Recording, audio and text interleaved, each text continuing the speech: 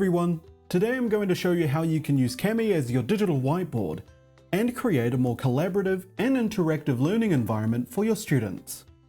Let's start by opening our learning material in Kami. In this geography session, we'll be asking students to collaborate by drawing on the world map. Let's share this material with our class. Click the Share Document icon at the top right. In the sharing permissions, make sure to select anyone with the link and Editor. This will allow you and your students to work together on the same document. Then, share the link with your students. Once your students open the document, you will see them displayed as collaborators on the bottom right.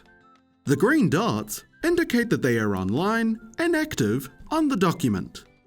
Have your students convene through a video conference app, like Google Meet or Zoom.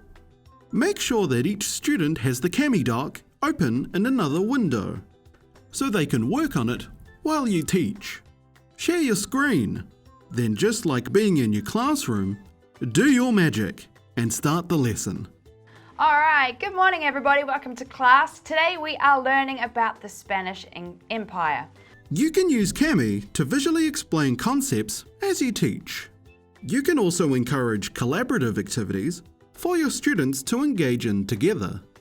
What I want you to do is work together on this map and circle or highlight the countries that speak Spanish. With Kami, any learning material can become interactive. Students can use a range of tools to draw, mark up, write, leave comments, and much more. Yeah, that's right, team. So we've got a really good discussion going on here between QA and Peru. So in terms of...